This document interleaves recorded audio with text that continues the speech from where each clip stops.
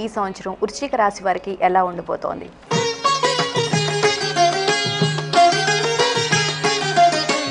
వృశ్చిక రాశి వారికి చాలా వరకు అనుకూలంగా ఉంది. 5 ఆదాయం, 5 వ్యయము, 3 రాజపూజ్యం, 3 అవమానం.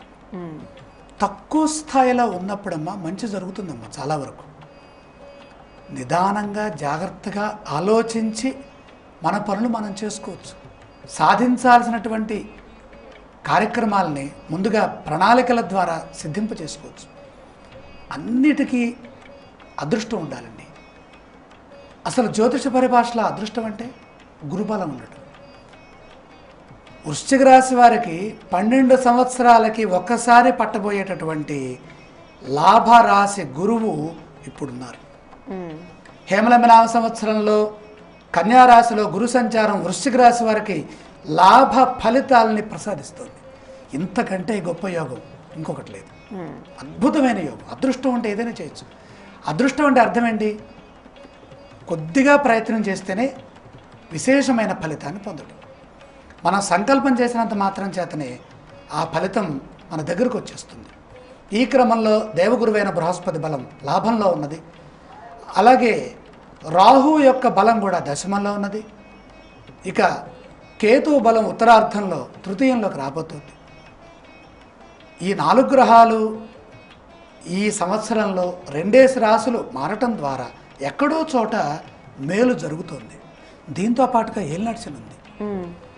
ఏలినాటి శని ఉన్న గురుబలం ఉండటం ద్వారా విజయాలు సాధించడానికి అవకాశం ఉన్నది. పట్టుదలతో శనియందు లక్ష్యంతో శని మీద గౌరవంతో శని ధ్యానం చేసుకుంటూ ఆంజనేయ స్వామి వారిని ప్రార్థించి వెంకటేశ్వర స్వామి వారిని దర్శిస్తే మేలు జరుగుతుంది.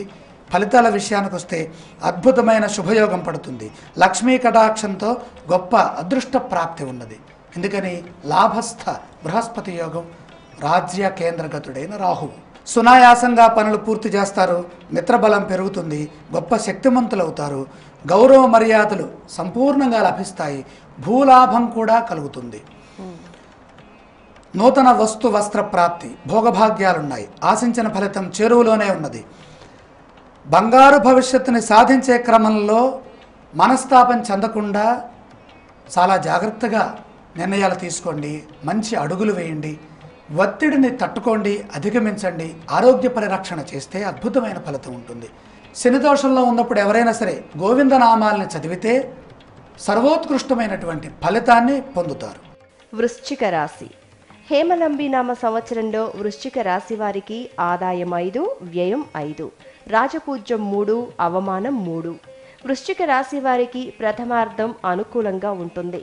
ఈ ఏడాది కూడా ఏలినాటి శని దోషం కొనసాగుతుంది. శ్రమతో విజయాలు సాధిస్తారు. నిర్ణయాలు తీసుకునే అంశంలో జాగ్రత్తలు పాటించాలి.